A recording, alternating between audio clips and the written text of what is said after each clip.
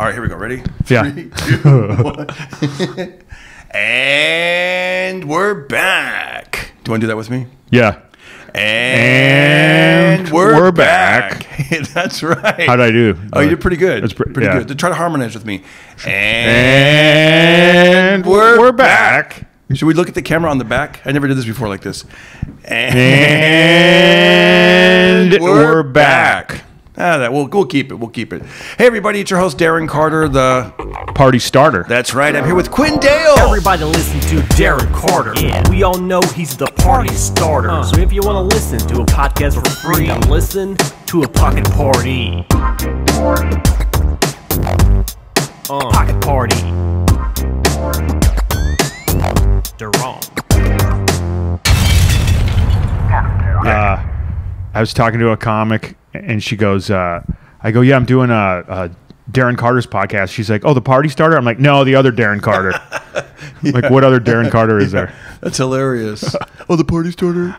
Dude, it's weird when people don't say that. Like, I mean, because usually people say it back to me, which is cool, you know, or they have their own take on it, like, I'm the party ender or whatever, or, you know, whatever. But it's fine. They're playful. I went to the brand new Ice House, which, have you been there yet? No, how is it? It's amazing. And although I don't think the staff is familiar with comedians yet. Yeah. And so, you know, like an idiot, I walked in thinking that they knew that we were on the lineup and this and that. And there's about 12, like, what looks to be like TSA security people right when you walk in. I mean, really? Yeah, it's like, yeah, it's pretty intense. And they're going out of business. Whenever they have more staff than the crowd. Yeah, and that's just when you enter the place, and not even including the, you know, but it's run by Johnny Buss, the I heard Lakers, so they got a lot of money, I guess. But I remember when I walked in, the lady, I didn't realize she was reading a list of who the comedians were that night, but she had no idea who we were or anything about us. And she goes, Darren Carter, and I went, party starter. And then it was just met with silence from the whole, and they were like, she goes, pardon? And I go, party starter. And then it was so weird. She thought you were just improvising that. Yeah, I don't know. Even got that. Yeah, and then this other guy, like I go, hi, I'm Darren Carter, and then he goes, and then he goes out to give me what I thought was a fist bump, but he was actually, he pinched his fingers like this, and he goes, I need CID, please. That's a letdown. I know. Well, how about this? Have you ever discussed what other names you ruled out before you chose the party starter? You know what? Early on, I used to go by well, I didn't really go by it. I would just say, in my act, I would say, you know, hey, I grew up in Fresno in a Latino neighborhood. They call me Rooster, blah, blah, blah. I remember that. And then what would happen is at the end of the night, the people in the audience would be like, hey, Rooster, man, good show. You're funny, Rooster. And I'm like, no, I'm Darren. My name's Darren, you know. Or when I moved to LA, I was in a lot of the like Latino shows, right? And so they would be like, you're the funny white guy, or hey, what's up, Richie Cunningham, or they wouldn't say my name. So I was like, did you make a reference to Richie Cunningham, or did they come up with? Okay. I did. I talked about growing up. They used to call me Fireball. What's up, Fireball? Richie Cunningham, Woody Woodpecker, all that stuff, right? Yeah. So they would be like, hey, you know, the funny white guy, or they would be, and I was like, man, I got to get my name out there. So that's so I kind of, you know. Yeah, Fireball. That's how it came out. Yeah. How about you? Are you? Do they remember your name, or how's that work with you? Well, I was billing myself as the Red Scorpion of Death for a while. Why? Like, why? I don't know. I think that's why I never took. It really took. Were you like a superhero fan or a wrestling fan? Or No. You just like. I just thought that sounded hardcore, but it didn't equate to funny. Hey, you're the Red Scorpion of Death, man. And speaking of death, you killed. Hey, speaking of which, yeah. I remember in 1998 or 99, I was living in Encino, and one of my neighbors, he goes, hey, he had seen you at the Ice House. Yeah. And I was real new, but you were already in there. And he was like, hey, you know this guy, Rooster? Yeah. He was like, Rooster. Oh, yeah, Darren Carter. He knew you as that already. Wow. Yeah. Yeah. And then, so then, you know, that was a kind of a problem. And so then promoters would say, Darren, the Rooster Carter. But then it sounds like I'm a boxer or like a wrestler or something. So I was like, I don't like that. And then you know, I dropped all that stuff. I was like, I don't even want to, you know. So I even stopped doing the bit. But then again, for a while, my merch, I even had a rooster on my merch. Oh, to be fair. To be fair, you know, it's You're like, man, I'm tired of being pigeonholed as the rooster, and then you sell shirts with. I know. Hey, that was funny how you did like a bird pun. I was getting pigeonholed as a rooster. That's something to crow about. So the rooster Yeah. evolved into the party starter. Yeah. Well, Could that be misconstrued as a drug dealer? Could people assume that? Oh, that's true. Yeah. Has that ever happened? No. Party starter. So what does that really mean, man? Yeah. Well, what's What do you funny got? is I'm you know, my things that I like to do, I like to play, but that's the thing. Also, what you talk about on stage, that kind of lets them know who you know. Like lately, I've been doing a bit about playing chess online because it's true. You know, I like to play chess. It's how I wind down the day. Or even start the day. You got to stop. That's a real vice. That's a real vice. Yeah.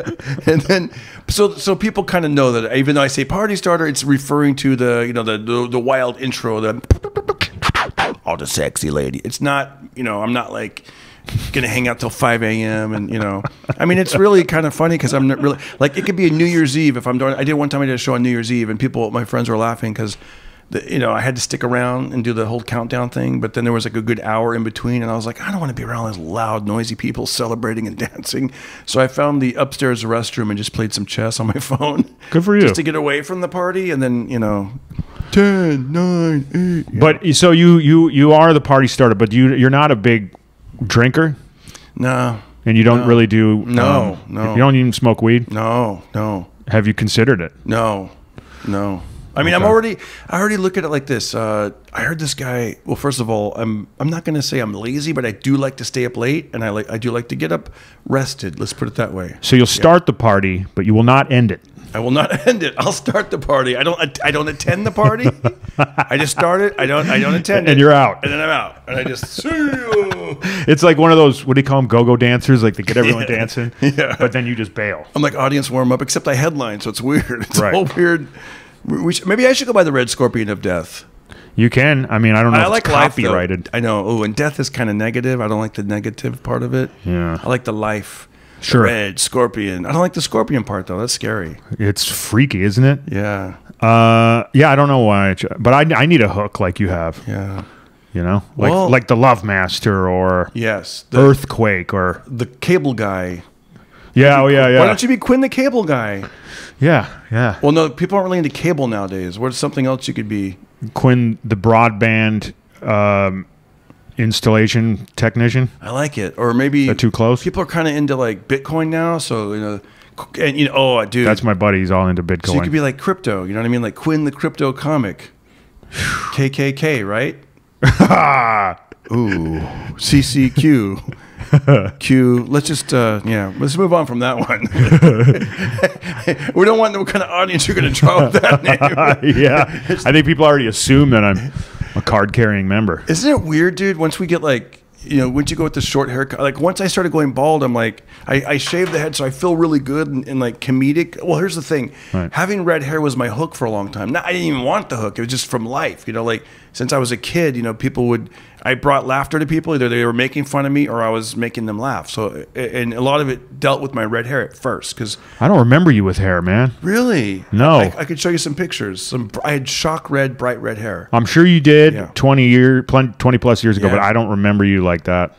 It's interesting. So a lot of my material early on in the day, I mean, dude, my beginning jokes, like when I first started, like in 89, 90, 91, I would like, I mean, I don't even want to do this material on here, but I'll just tell you part of it. I go, I'm white, I'm skinny, I went to this nude beach, and well, I won't say what happened, but just picture a matchstick, but whatever. But you get the idea. So I had a lot of stuff like that. Yeah. I remember some of your bits, dude. Yeah. Do you still do? You did the Transformer thing. You did like a Transformer or a Decepticon or whatever you call it. Oh, what was it? It's That like, was. you go how it wouldn't be scary if there wasn't sound. Or how not to get robbed. I like cheese, and then I would turn into the I love cheese. Was it Sure. that thing? I don't know. The one you did, Oh. you were saying how like it's not scary without sound or something, or it's not as impressive without I sound. don't know And if I did that. I whatever it was, I saw you do it at the Melrose Improv. Oh yeah, with no microphones and no speakers. That's what it was. That's Yeah. what it was. Because I do the whole like, you know, like the, you know. By the way, have you done this yet in your career, where you're basically stealing from yourself? Well, You're remixing your own bits and like. you know, I started doing that for cruise ships. I went back when I worked cruise ships. I would go back and through all my files of B and C material, and then what's funny about that is you get some laughs with it on a ship or in a place where the bar's low, and you're like, "Yeah, this is," and then you remember quickly in clubs why it's not good enough. Yeah. So that bit was something that I used to close in, for a long time in the, I wouldn't say the early days, but like the late 90s, early 2000s, I guess. And I would be like, a way not to get robbed. And I would be like, act crazy or whatever. It was a very easy premise, but, and then part of it was act like a monster where I transform and go, yeah, I love cheese or whatever. It's so stupid. That was the thing, and then you said how it would be. And then but with microphones and speakers, it's more like, I love cheese, whatever. So I dropped all that, but now I've changed it, made it more personal, and more personal. Now I say never tell if you're I've been married 25 years, never tell your spouse to calm down, and that's where I go, did you just say calm down? And then I have it turned like, Rah! Sure, and make it, and that's way more relatable. People are like, that's funny, and then. But yeah, it's basically you learn over time how to do that. Yeah, you'll learn. I remember back in opening for Chris Rock, right before his big special, I was like, man, your stuff is so good. And I go, I don't do any relationship material, And he said that he didn't do relationship material for a long time either until he got a little older and started getting into relationships. Wow, what did that sound like when he did those bits? I wish I could do it. Yeah, I know. Tired. I'm tired. No. Yeah. Oh, the other bit, you mean? I'm like leading you. My segues are as bad as what was it? Comics Unleashed. Oh yeah. So, do you like peanut butter and jelly sandwiches? Boy, do I! I like my women like I like my peanut butter, chunky and easy to spread. Yes. Give me another one. I like my women like I like my. Here, let me beatbox first. Well, nowadays, if you want it to be woke, you would say, "I like my women like I like my men." I like my people. I like my people like I like my non-binary or something. I like my non-berry. I can't even say it. My non-berry people. I like my non-berries with my. I don't even know. I like my non-berry. Dude, comedy. I hope it doesn't go that way where it's just like so.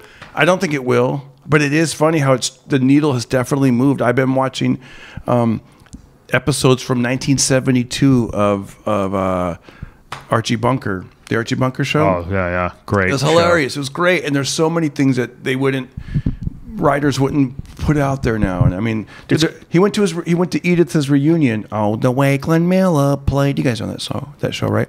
And so he went to Edith's reunion, and then they were all making a big deal out of how handsome the guy was. His name was like, Rich Evers or whatever his name was.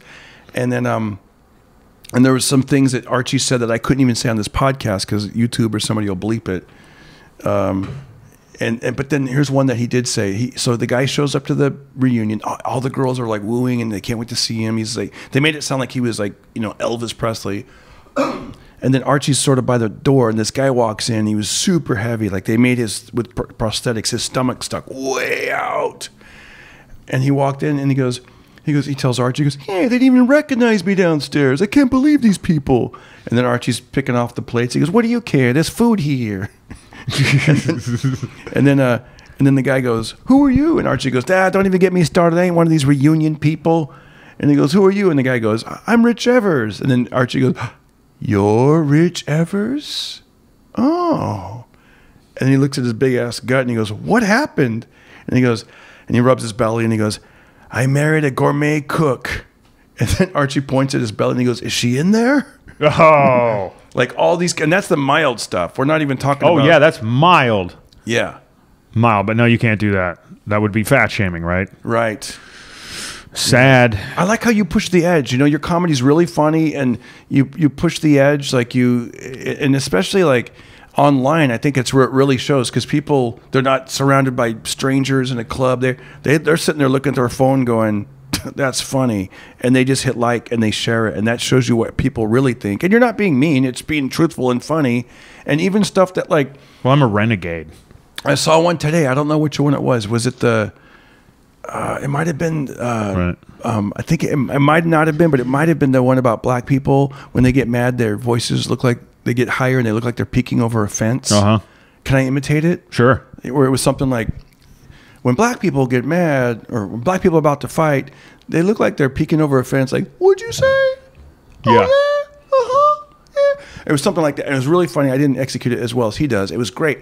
And I noticed even Arsenio Hall commented, like, that's funny. That's how we do, or something like that. Like, it's funny and it's honest. And I think that's what makes it different than just some unpolished person trying to say stuff that's like shocking but not funny and not true. Thanks, man. Well, like I've talked about on my podcast, like black people respond to that kind of humor best. It's white women who love to get offended about it. It's like, man, I've had it, like I've talked about this before, like be at a club and I'll do a joke about black people and black people will be rolling and then some white girl will be like, that's not funny.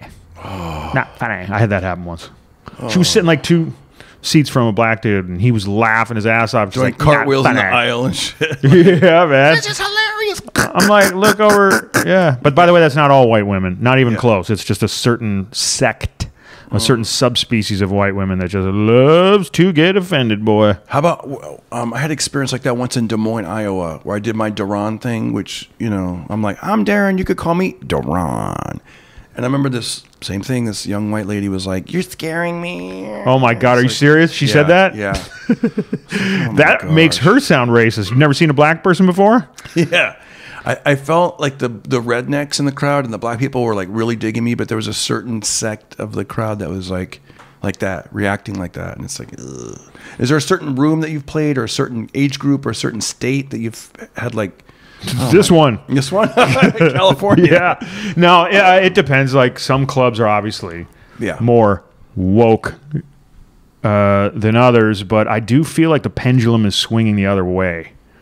I just get a lot of people saying, "Hey, man, you're tired of it." You know, they're sick of it, and they don't want censored, watered down garbage anymore. I know personally, I don't find something funny unless there's something a little bit wrong with it. You know you're like, ooh, yeah. Well, like they say, the best comedy comes from tragedy. Yeah. So, like, if it's like how my ex-wife used to be like, how come you don't talk about the good things in our relationship? Oh, boy, wouldn't that be funny? Hey, I love my wife so much. How much do you love her? You know, like, how is that funny? I know. I did that a lot when we first got married, you know, and it was like, there was no humor there. So I stopped talking about being married. I was like, let me find other stuff that's funny. You know? Sure. And you're right. And then as time progresses, and then you have like funny things, and you figure out how to say it funny, you know, like you figure out a way to make it like boom, you know, like that chess joke. Like that's a real thing that happened, because I'm finding new ways. Like lately, I've been going, here's the 3 latest ways that I'm irritating my wife, you know, and it's true. It's like one of them was lowering the air conditioner, you know. But I make it funny. And then the other way was the chess. Like she goes to bed early. I hang out in the living room playing chess on my phone. And people are, you know, you might think, well, how could that be annoying? You know, because I play speed chess. It's like 1 minute games, or these bullet games. You got 1 minute and it's very intense. And sometimes I visually can't see if they've moved their piece. So I turn the volume up. So every time a piece is moved, you hear. Right. And so my wife, you know, I go, it's not like I have it hooked up to the Bluetooth speaker. You know, and then she's like, Darren, you found the world's quietest game and you somehow found out a way to make it annoying, you know, whatever. But it's like real life. But you know, if I'm sitting there like, I play chess, it's like, that's not funny. You know, you got to go with the. No. Think of this. Why are there so many videos?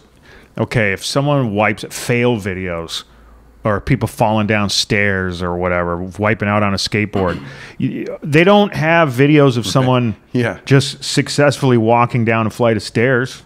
That's not funny or interesting. Yeah. People are like, that wasted my life, 60 seconds of my life watching nothing happen. Negative. Right? Yeah, man. You want to see a little bit, got to have a little bite to it. So let me ask you, I know you did the Tonight Show. What was that experience like, and how did it come into your life? So I did the Tonight Show when Conan had it for those 8 months or whatever, as you probably know. And John Lovitz had a club then. Remember that? Yeah. On Universal City Walk. It was great to work there. Was it?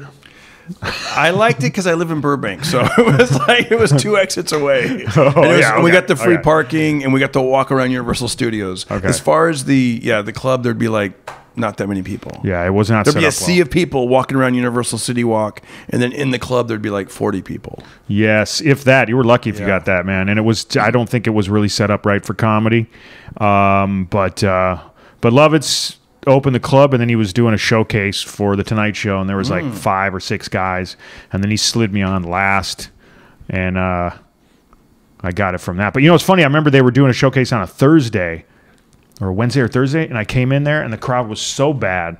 I remember like all these, you know, pretty well-established comics were on there, and it was awful. The crowd was dead, you know, and I was like, I'll pass. And I remember Lovitz was like, what are you doing? You know, you're missing a big opportunity. I go, to bomb? Yeah. No thanks. So I came back the next night. Oh. And then it was a better crowd, and they slid me on, and then I got it from that. I'm picky about where I... So they had showcases both nights. Yeah. And you knew you could pass and come back the next night? I didn't know that I could even get on the next night. I just go, I'd rather not bomb in front of 13 scattered, horrible crowd members. I'd rather have a shot. The way I got it was I did it with Leno.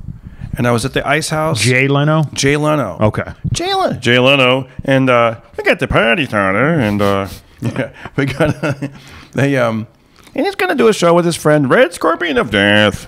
That was a terrible in Leno. I can't do it. I do it when the mics aren't on. I do it better. But anyways, so I was featuring for a comedian.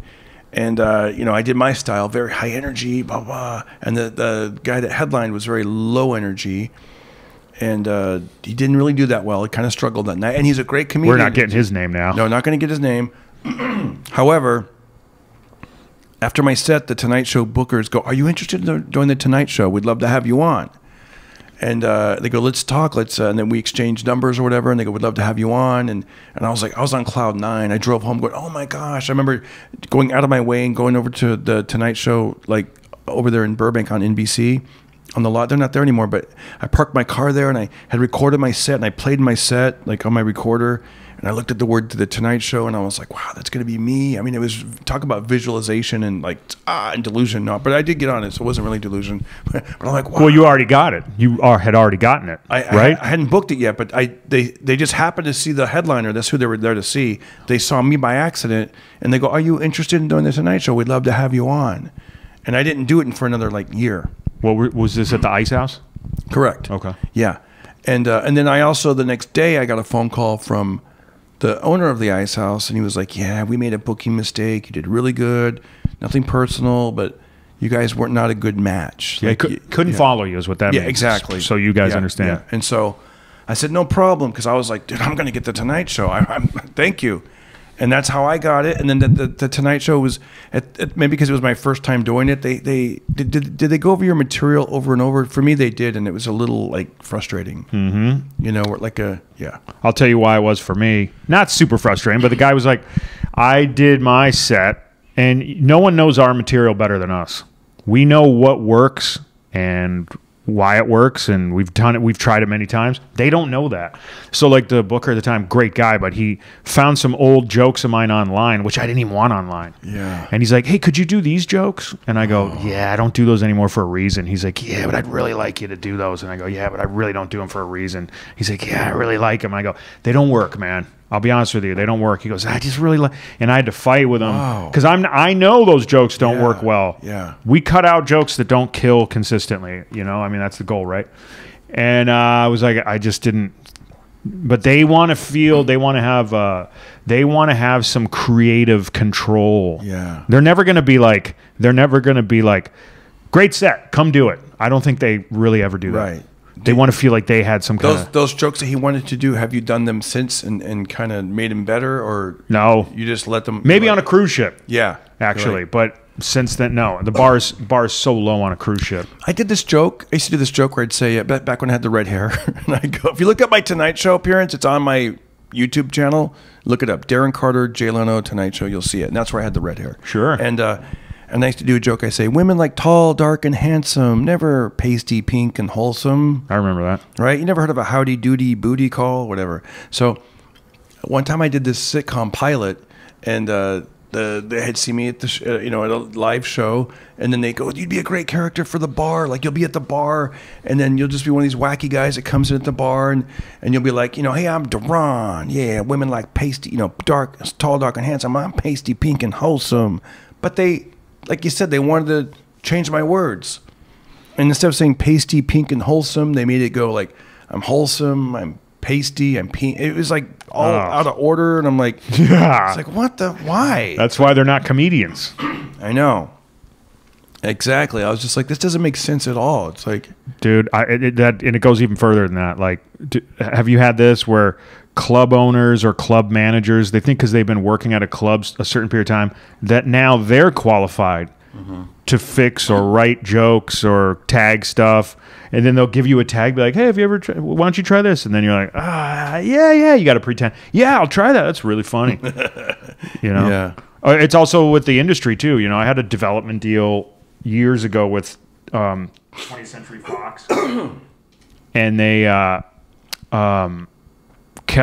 I wrote this script about me and my ex-wife, who's Mexican, and her Mexican family, and they would just try to kill every joke, anything that was funny about it, and they'd be like, we need to feel the love between you guys. No, you don't. That's not again. That's not funny. Yeah, that's not funny. Like, the messed up things about him. Anyway, yeah. People who are not comedians trying to control. Yeah, John DeResta always talks about that. He does the podcast a lot, and he was a real life NYPD cop. He worked in the subway, and then for 13 years, and then he got a sitcom. Yeah. A lot happened between that and the sitcom. But when he got the sitcom, he describes it as these writers that would make it where you're going to have like rubber guns, and you're going to learn this lesson and tell a story. And he's like, that's not what got me here. Like, being his character is what got him there, not like this, I'm this lovable. Yeah. That's not, he's not the guy for that. No, you can't, you gotta, maybe the best stage personas, if you're going to do that, is an extension of yourself, maybe, do you think? Yeah. I don't know. Yeah, the closer you are to yourself, I would say is, I'm not even trying to be myself up there. Now I'm just myself. I'm at that stage of my life. I'm myself, I like to have fun doing the whole thing I do in the beginning. Oh, the sexy ladies. To me, that's so fun. I love it. I'm just, and then when I talk about real things, that's me. And then that's the best when you can have, like, I'm sure when you and your ex-wife were in a argument and then you found the humor and then you got on stage that night and made it funny, it must have felt like, this is great. Yeah, until I got off stage and ran into her. You know what I mean? Yeah. Like I remember there's several jokes where she'd be like, all right, you're not doing that joke. And so I remember one time, it was one of my best jokes, I think. Yeah. And her brother had just gotten out of prison. It was at the Ice House, and he came to see my show, and I just started doing this joke, and it was killing. When you get a new joke to work, it's like, what's that like? It's like your new Kawasaki Ninja or something. It's like great. Yeah. And I'm like all thrilled, and she was like, "You're not doing that joke." And then when I got off, her brother was like, he's like, "Hey, that's funny, fool. That joke's funny right there." And I'm like, "Really? You think? Yeah, it's just a joke, right?" Yeah. And she's like, "Fine," so I could keep it. Yeah. Because her brother signed off on it. That's good. Yeah, it's like, but even if it's not something that edgy, like the other night I did a show in where was it? Monrovia, I think. I think it was Monrovia. Anyways, and so I parked, and then you're walking like 3 blocks to the venue, and it's a very like peaceful, like Mayberry looking kind of town. Yeah. And in this park that I cut through, that's how safe it was. Who else would you cut through like Griffith Park at night or Central Park at night? No, you're gonna. But this is like a little. I'm like, okay, whatever. I'll just cut through the park. And then I thought there was a guy sitting on a bench, and I got closer, and it was a statue, and it was Mark Twain. And I was like, oh, interesting. And then I was like reading the plaque, and because I carry my flashlight, I brought my flashlight, reading the plaque, and then I continued to the show. And then that night, I just kind of mentioned, stream of conscious, what I just witnessed, like, hey, I'm at an age now when I see a statue, I'll stop and look at it. And they laughed at that. And that's pretty funny, actually. Right? Yeah, that's funny. I'll even go further and read the plaque, and they were like laughing at that, and I'm like, it was a Mark Twain, and I'm like, and then I said what the thing said.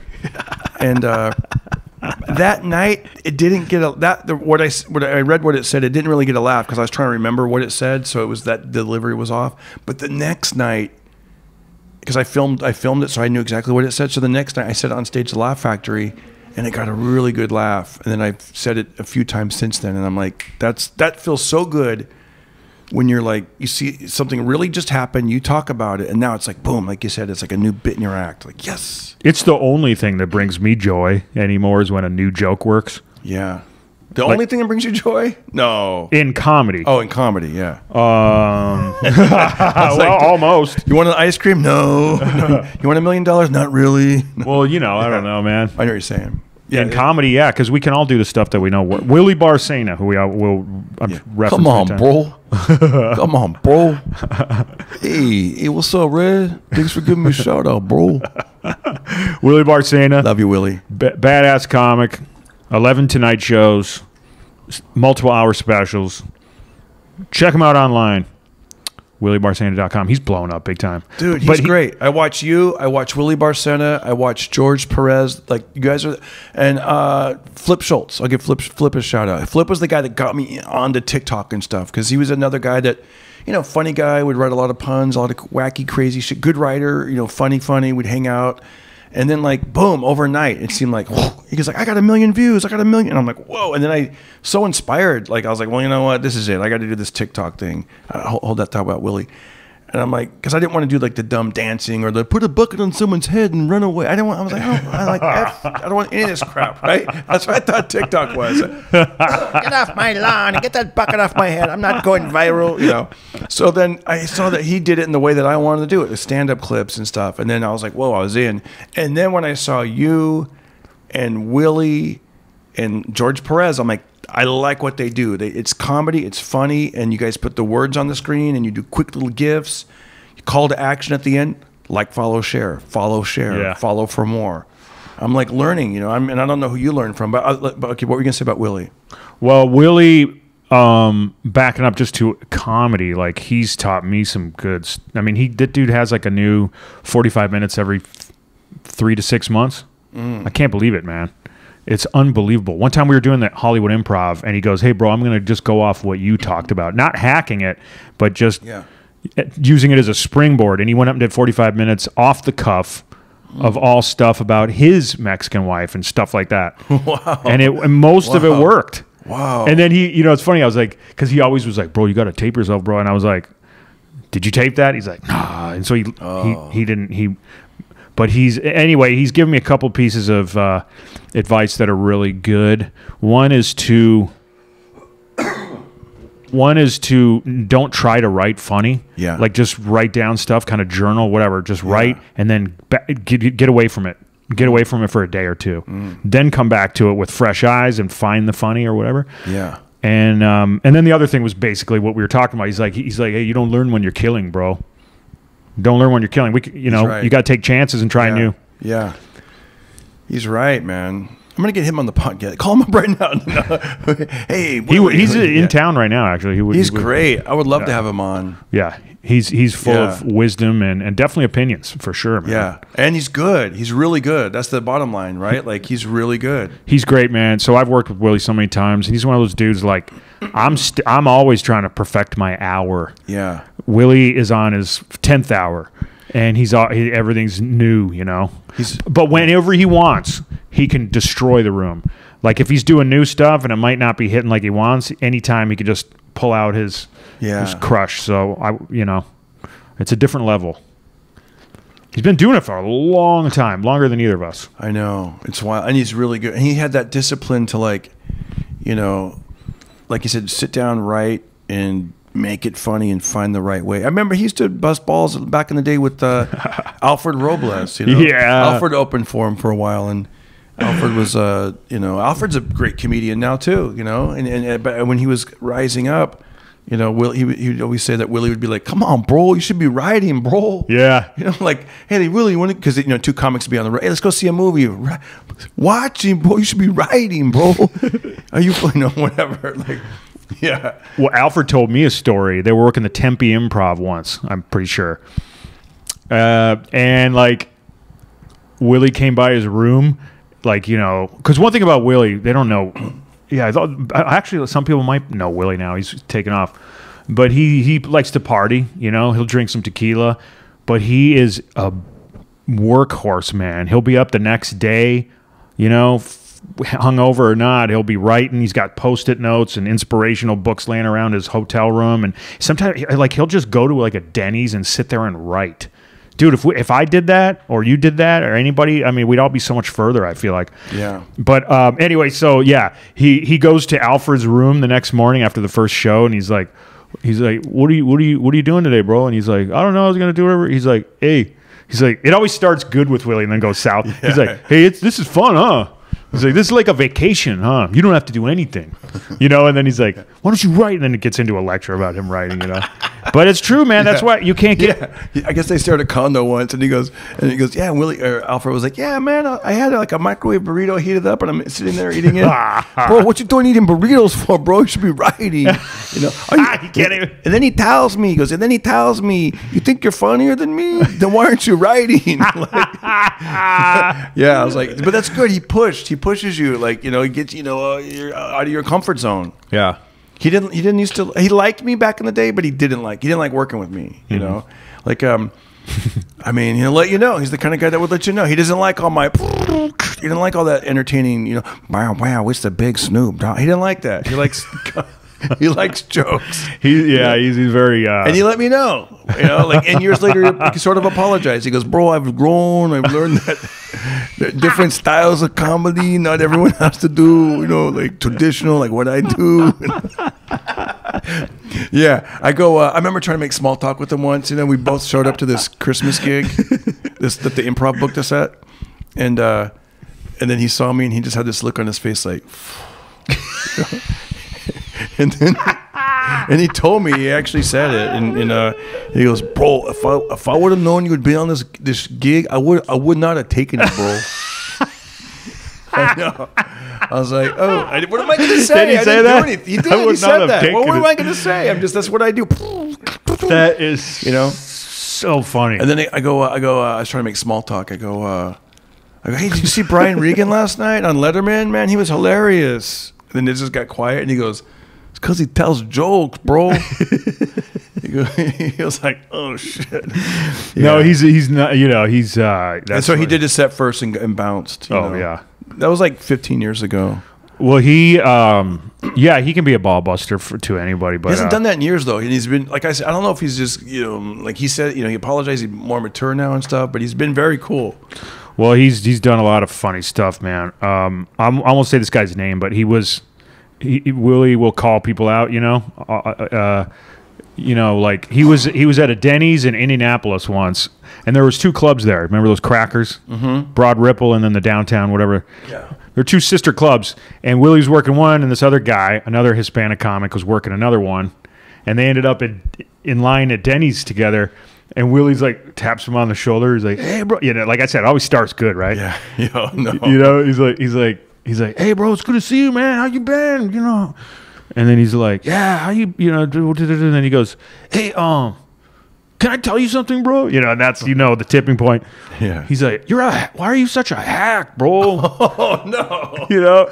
Wow. And then it's just like, I like how he asks like he's really curious why, you know? Why? Walk me through your hack process. Your hack process. He's done that more than once, man. One time there was a guy who promoted a bunch of shows. I'm not gonna say his name. Nice guy. But he watched this guy. His guy had a series of shows, theme shows. You know him. Doesn't matter who he is. But Willie came up to him once because Willie wanted to work his rooms just to work out, you know, work out his new material. And he was like, "Hey, man, you're a hack, bro. But I'll teach you how to not be a hack if you let me work your rooms." And it's like, it worked. And the guy's like, "All right." And then he tried to help him learn how to write better. Yeah. And then he started working he let Willie just come in and work out at his rooms. And then Willie started taking him to feature and stuff. Oh, that's cool. Yeah, it's funny. Isn't that funny? That's good. Through an insult, he used an insult to. Yeah. That's good. The guy was open enough to be like, "All right." Yeah. Know. Yeah. But Willie's funny, man. He's a character. Yeah, he is, man. He's you know, he's a good dad too. Like I see him with his son. His sons are grown now, and like they love him. They hang out with him. One of his sons films him. You know, I happened to see them once. Him and his boys playing baseball, man, at a random baseball park. You know, like that's you know, it's being a comedian. You guys, it's like there's this stand-up part of our lives, there's the family part of our lives, there's it's like a pie and there's several pieces, and it's you know, you're balancing them all, you know, and it's like sometimes the stuff drops, and so it's like you got to kind of keep everything spinning and happening, Yeah, almost like would you say it's like spinning plates even? Spinning plates. What did I say? Spinning pies? I don't know. Yeah, it's like spinning plates. Who does that? Where did that saying come from? I don't know, the Ed Sullivan Show or something, and then Spinning plates? and then because they'd have like the stick, and then they would spin the plate, and then Sure. the plate would balance, and then you get like 5 different plates, and they're spinning. And do you ever do that? You ever look up words like how'd that come from? Where'd that come from? Like the like American idioms. I do that sometimes. Yeah. I'm like, sayings like 3 sheets to the wind. yeah, what does that mean? I know it means we say it mean, oh, that guy's drunk. He's 3 sheets to the wind. But I forgot what it is, but it came from something specific. But all those sayings come from something, Do you know what this one means? When someone says, I'm going to throw my hat in the ring. Where did that come from? Apparently, back in the turn of the century, from the 1800s to the 1900s, they would go to these towns like tough man contest. And then if you thought you could be up in that boxing ring, you'd take your hat and you'd throw it in the ring. Like, oh, this guy, who's this hat belong to? Quinn Dale, the Red Scorpion of Death. Come up here. So that's throw your hat in the ring. Or do you know what that means when they say, like, going for, like, man, I know I could do this, man. I got to get the brass ring. What does that mean? On merry-go-rounds, they used to have, you'd be on a merry-go-round, and as you're going around, you'd have like I believe like a pole, and there'd be a real brass ring, and you would try to grab the brass ring as you'd go around, and whoever got the brass ring got like a prize or something, Wow, you know all these? Okay, let me test you. Where did this come from? One for the Gipper. I think that's a movie quote from Ronald Reagan. We'll win one for the Gipper. I don't know. Is it right? Ronald Reagan was one of the presidents, was a president. Yeah, no. We have to do that now. No opinion from this gentleman. Wait. Yeah. Well, he was a president. He was one of my first. One of my first impressions was Jimmy Carter.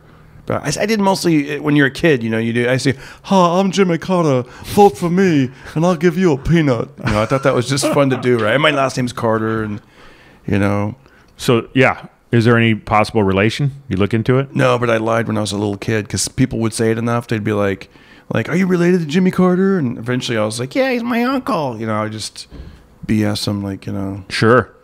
Jimmy Carter, was he Republican or Democrat? Jimmy Carter, I want to say, was a Democrat. Ronald Reagan, Republican.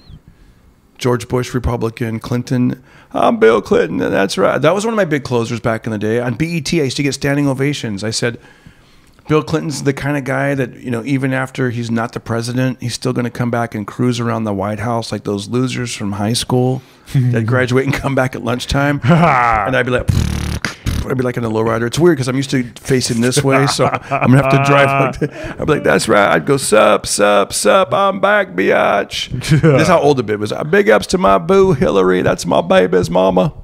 And I go, Hillary's got my back, and Monica's got my front. Can I bust a nut, or whatever? Which is, of course, a reference to oral sex. Exactly. And then I'd go, White House. I do all the dumb stuff, but it would be, bro, why you a hat, bro? But back then it was, And then, it would kill. I remember getting a standing O going, oh my gosh, I'm on to something. And then they put it on. See, before viral stuff, you would do like Comic View on BET or something, and they would run the heck out of it. And then, did you ever do BET?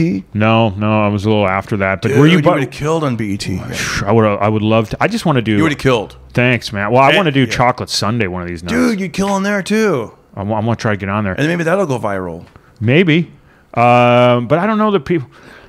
But what was I going to? Oh, were you friends with Gary Owen? Do you know him pretty good? I know him, but I wouldn't say we're friends. He was on before I was there. Like he hosted, and then actually the year that my first year, he was out because he was doing a movie with Jamie Foxx. So that kind of shows you he was already like in that world. Sure. And then we would people would confuse us for each other for a long time. Not anymore, but like for a long time they're like, because there weren't that many white guys on BET, and there weren't that many. I've heard this from other people, like funny, So, he was very funny. I'm very funny. There was a few others like Rich Voss, Sam Tripoli. Sam Tripoli did that? He did it. We'll see him tonight. Who else? There was a few others. A.G. White. I mean, if I forget, A.G. White. I apologize if I forget, but yeah, there were some. But really, the one, like I said, dude, white skin, red hair really stood out. People would tell me they'd be channel surfing, or they would just, and then, what's this guy doing on BET? And then then I'm you know, I got to perform at Snoop Dogg's family reunion a couple of times because of BET. So you did him to him? Yes, his cousin saw me, and then you know, one thing led to another, and I got to perform there, and then they invited me back the next year. Yeah, all that good stuff. So what was that like doing him to him? I bet he was just like, man. Well, like he probably didn't laugh that hard because it's a little embarrassing. My friend was watching him, and he goes, the whole time you were up there, he was sitting next to Warren G, and he was like. It's like shaking his head and like, damn, because I look over a little bit and be like, damn, boy's a fool, you know, just like yeah, you know, like that. So, and I just did like I said, I'll do like 8 to 10 minutes. You don't want to do you just want to do the best. 8 to 10. You did 8 to 10 minutes solid of him. Yeah, no stand-up comedy. Oh, I was gonna say, can you imagine how awkward that would be? 10 minutes just doing it. But he introduced me though, like after that, like Rex, he called me the N-word, but I won't say it here. But he was like, he's red on top, he's got red hot jokes, He's like, whatever, my brother from another, whatever, blah blah blah. Then I went out there. There was like, yeah. I won't say what he said. We don't want to get canceled, but yeah, it was really cool. Wow, man. So you worked with him. I got to do this, man. So, yeah, I mean, you worked with a lot of people. You don't have to say who that headliner was that ate it. I could tell you off the show. He's a really good comedian. It's just our styles didn't match. Right. He was more, yeah. What was it like? Because Paul Rodriguez, you worked with him quite a bit. And what did he sound like? Man? He's awesome. You know what? Let me tell you. You're the first time he was so nice. We did 4th and B. You ever do that one? I heard of it. So it was this venue in San Diego. It seated, I want to say, 1,500 people. They'd pass out free tickets, so you get 1,500 people in there for free. And sometimes, They would have something better to do. Like if there was 2 or 3 dud comedians in a row, they would just be like, let's get out of here. Sure. I saw one guy, the last guy, he walked the entire room. And it wasn't necessarily him. They just were like over it. And they were, it was a long show. And that was a crazy, scary thing to see because you're like, wow, what if that was me up there bombing? I saw another guy. It was a white comic do a joke about Prince, and he loves Prince, but they didn't take it that way. And he's kind of a weird looking guy, like a white guy with like long hair, but he's bald, but he just has like a bald mullet. And he was making fun of Prince when he was like, what is he? He's a symbol thingy. What is that symbol thingy? And then the crowd was like, nah, man, nah. And then they just kind of got up and left. And I was like, ooh, this could go really bad. But yeah, so I got to open for Paul there. One of the first times I opened for Paul. I come backstage. And he was like, you're funny. You did so really good. You did so good. You know what? You're never going to open for me again. Yeah. And I laughed just like that. He goes, no, I'm not kidding. You're never. And everyone's laughing. But he was kidding because I got to do many, many, many shows with Paul since then. And he's another guy. He's a legend, man. He had his own sitcom in the 80s and tons of movies. And dude, a.k.a. Pablo. I remember that. I remember seeing it when I was in 9th grade. I did not know Pablo. that. Yeah, dude, he was great. And he was in DC Cab. He was in A Million to One, like a bunch of stuff. And he's still in stuff like Clifford the Big Red Dog. And did you work with? How many times did you work with George? George Lopez. Not many. Not many. I did not work with him many. He was very cool to me, but I did not work with him many times. His old stuff killed me, man. Dude, he was very relatable, right? Like even though I grew up I'm white. We're white. You're white, right? Yeah, but you're from Fresno, so Yeah, so his stories about being in the backyard and and just the different that way the ants would talk to him, and I was like, that's so relatable. I mean, probably really relatable if you're Mexican, but like it was relatable as an audience member, like very funny. Well, you know what? It was not relatable to me, but I remember I was in Portland working with Ruben Paul, and he knows George well. He's like, you got to hear his first album, and I was like crying, laughing, partly because I was married to a Mexican girl, and I was like, oh yeah, so yeah, well, it was relatable actually, because her family would exhibit all those behaviors that he would talk about. Yeah, why are you crying? All that kind of stuff. Oh my god! I remember once I was writing at this bagel shop, and this Mexican lady was behind the counter. I used to always talk to her about comedy, and she was all excited to go see George Lopez, or maybe she had just seen him, or she was going to see him. She goes, "It's like he's talking about our family. Oh my god, we're like right there. Like, oh wow, it's like that's what I'm saying." Which is now, Sebastian Maniscalco. He's done that. He's so good when he talks about like the door. Have you seen that bit he does about answering the door? Yes, sure. Because people ring the doorbell, we used to get excited, and then now he's like, they're like, get down. Yeah. It's like, man, when he said that and delivered it and connected that thought, it's like so. Well, yeah, relatable. I guess I just realized George used to do that same. And not that Sebastian took that from him, but George did that about Latinos, how they would hide. Yeah, man. I could tell stories about my ex-wife because her family would do some hilarious Yeah. stuff, man. Right where we're sitting right here.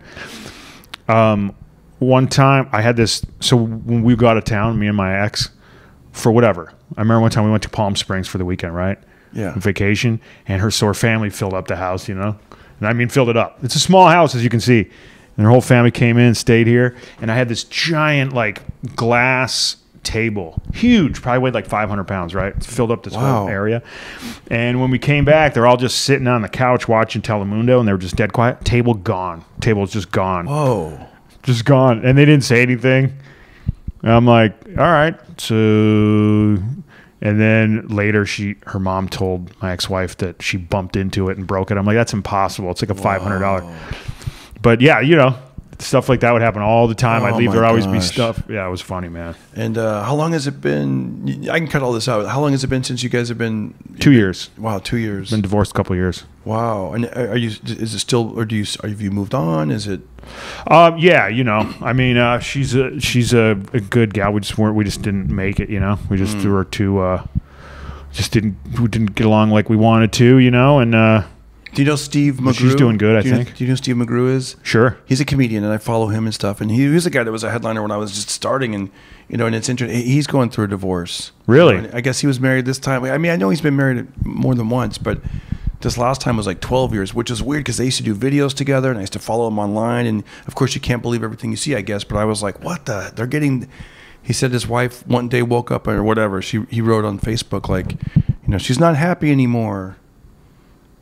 Which is, which is a good sign because I actually turned this into a joke for a couple of shows. I should work on it, but I showed my wife that. I go, look at this, and my wife, her honest reaction was like, stupid. Who leaves just because they're not happy?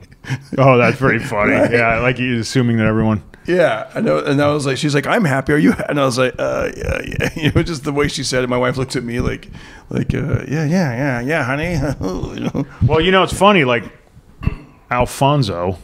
I love my wife. I love you, Jeannie. I know you're listening. Mwah. Alfonso, my buddy, who I do the podcast with, he had a really funny point. You know how couples always try to look so successful and happy online, like Alfonso's like, nobody posts their fights online, on social media. They don't post pictures my wife of them. never falls for that stuff because anytime I'm shocked, I'm like, this guy got divorced, this guy. She's like, Darren, everyone you've shown me, it's always like, she's like, that's the sign right there. Like if they're showing lots of, look how happy we are. Then it really ends right after that? I don't know if it ends right after that, but it's like, I can, there's so many comedians that we can, that I've seen pictures with, and, they're sharing strawberries on birthdays and anniversaries or whatever. And you're just like. And then one of them dead. Oh, not down but dead, but you're just like, wow. So I don't know. I think that, I don't know. I think when you don't have to post all that kind of stuff if you don't, Well, check this out, man. Right around the corner from this house, Yeah. murder-suicide. No. Yeah, man. So, like... What happened? Right around the corner, right there, right around the corner. This is right before the pandemic, maybe a year before the pandemic. There's this, like, 70-year-old couple. 70 years old. And the guy was, like... I've told a story on another podcast, but he was just... you know how, like, he killed his wife, shot her, and then shot himself? And, people are always like, oh, he wasn't the type. He was the type, man. Totally. Like he would fight with all the neighbors and get into it with people all the time and yell at people. And so he lost it once. Shot his wife and then shot himself. Did you know the guy or you'd see him out there? I don't remember him at all. I just remember they were feeding raccoons off of their little porch. Wow. Remember that random thing? That's a weird thing when something like that happens. That's I yeah. hate to see that. There was a lady once. My wife and I used to live in an apartment building, very nice building, and there was a lady that killed herself on Mother's Day, and that broke my heart. It was really weird to see that. Like I saw like a coroner, thing outside, and I don't know if it was just a coincidence of the Mother's Day, but it's like wow. And then I remember like her car was still parked in the thing, and then a week later they moved. I was just wow. Killed herself. So she's probably mother, and she. I don't know, or maybe she was like fighting with her mom, or I don't know what the story was. I have no idea, but it was just it was weird to see something like that close to where you live. Oops. Well, that might not be the kind of tragedy that comedy comes from. That might not be. I know. Yeah, that's a good premise. Yeah. What's your name again? Your nickname? The Red Death. The Red Scorpion of Death. Yeah, oh God, that's how he ends all these podcasts. We start out with lots of laughs, and then one time this neighbor, yeah. Well, Quinn, we're gonna wrap up. I know you got to do a couple of things right now. You got to do a radio interview, which is. Thank God it's just a phone call. There's archaic, yeah. There's nothing worse. You do the road. They're like, okay, I'll be in the lobby at 6 a.m. and then we'll go get some coffee and do the radio. And you're like, nobody comes out. It's like, hey, you know what's even worse than that? Doing local news. Oh my gosh, that's even harder to be funny on. It's awful. So Quinn, tell us, yeah, tell us about your neighbors. Yeah, do you like? I can't. It's hard to make anything funny. I've gotten comics banned from the local news in Birmingham, Alabama. Wow. I remember I did a joke, and everyone, all the crew was like, ew. And then they didn't want the comics back. And it was mild for me. Yeah. But yeah, thanks for having me on, man. Thank you, buddy. Thank you. Check out Quinn Dale online. I'll put the link below. He's awesome. Darren Carter, the party starter. Quinn Dale. Right. And thanks again. Thanks. Anything you want to tell the good people where they can catch you? Check out my Instagram, man. Quinn Dale Comedy. QUINNDALE Comedy. Let me ask you this: Do you always promote the Instagram or the TikTok, the Facebook, or the YouTube? I push Instagram and Facebook. That's the best. The most. Yeah. I don't know if TikTok's even going to make it. I know. It's the one thing that I'm really doing well on, and it's like it's probably going to go away. Yeah. But yeah, you're right. Instagram is good because most people. I notice adults when I'm at shows are like, "Hey, what's your IG or what's your?" That's the That's the gold standard. Anyways, thank you, Quinn. You guys are awesome. Thanks again, and we'll see you soon. Thank you. Everybody listen to Darren Carter. We all know he's the party starter. So if you want to listen to a podcast for free, then listen to the Pocket Party.